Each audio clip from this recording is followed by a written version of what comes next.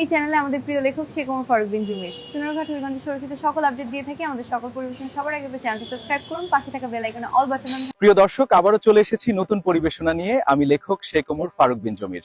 আপনারা দেখছেন খাদেমুল ইসলাম Sheikh Omar media, Habiganj park.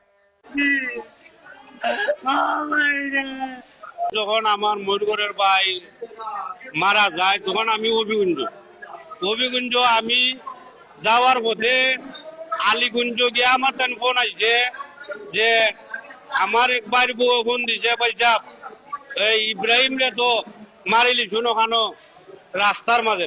আমি কইলাম খেটাই, সে তো মহিলা মানুষ, সন্ধ্যার সময় মারা গেছে। সে কইতাছে যে খেটাই মারছে, আমি কইতাম না খালি গুঞ্জে খাল বাইরাই।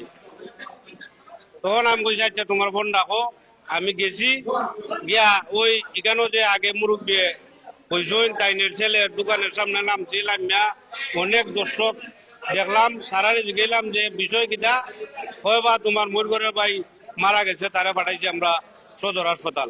ওই আমি রিটার্ন গাড়ি লইয়া ওখান একবার এখানেও আইলাম, আইয়া তো দেখলাম লাশ হইতার।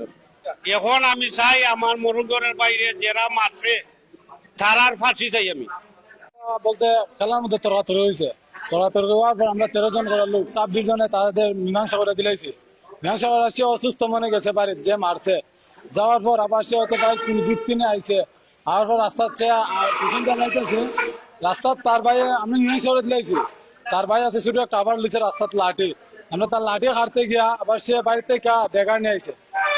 আবার পরে আমরা রাস্তা থেকে তার বাইরে ফিরাইতে গিয়ে আবার সে পিছন থেকে একটাই মারছে, মানে আমরা তারে দৌড়াদৌড়ি করছি, তারপর সে গেছে কি ভালো। সকলে ভালো থাকুন, সুস্থ থাকুন, আল্লাহ হাফেজ।